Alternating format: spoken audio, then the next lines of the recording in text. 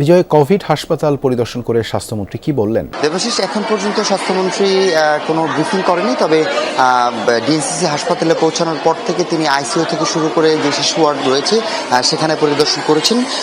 কিছুক্ষণ আগেও আমরা দেখছিলাম যে শিশু ওয়ার্ডে তিনি পরিদর্শন করে যারা এখানে ভর্তি রয়েছেন, তাদের যারা অভিভাবক রয়েছে তাদের সাথে কথা বলেছে, তাদের কাছ থেকে শুনতে চেয়েছে আসলে কি পরিস্থিতি, কেমন আছেন তারা সঠিক চিকিৎসা আসলে পাচ্ছেন কিনা, সেই তথ্যই তিনি নেওয়ার চেষ্টা করছিলেন, এমনটাই আমরা দেখতে পেয়েছি। তবে আমি যদি হামের সর্বশেষ পরিস্থিতির কথা যদি বলি, যে দেশ জুড়ে কিন্তু হামের আক্রমণ বাড়ছে এবং ডিএনসিসি হাসপাতালে একদিনে প্রায় আজকে গতকাল থেকে 24 ঘন্টার যে হিসাব আমরা দেখতে পেয়েছি, মোট ভর্তি হয়েছে 106 জন রোগী এবং সারা দেশে কিন্তু আমরা দেখতে পাচ্ছি যে শিশুর মৃত্যু হয়েছে 12 জনের এবং এ সময়ে নতুন করে হাসপাতালে মোট সারা দেশে ভর্তি হয়েছে কিন্তু 1518 জন।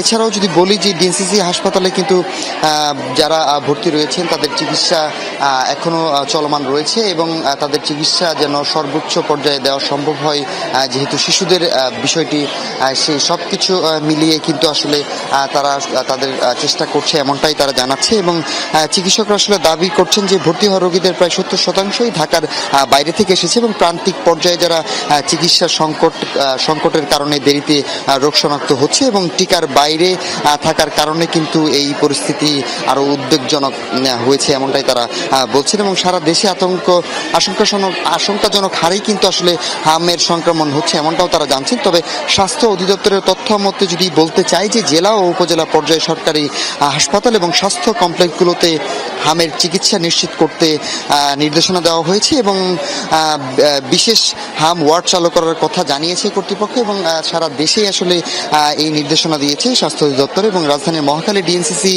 কোভিড হাসপাতালের চিত্র কিন্তু একটু আপনাদের দেখাচ্ছিলাম এবং বলছিলাম। এবং কোলের জ্বরাক্রান্ত শিশু এবং আতঙ্ক দীর্ঘদিন ধরে পাড়ি দিচ্ছে এবং এখন পর্যন্ত আমি যেমনটি দেখতে পাচ্ছি যে প্রত্যেকটি ওয়ার্ডেই শিশু রয়েছে, তবে কিছু কিছু সিট এখন ফাঁকা আছে, এমনটা আমরা দেখতে পাচ্ছি।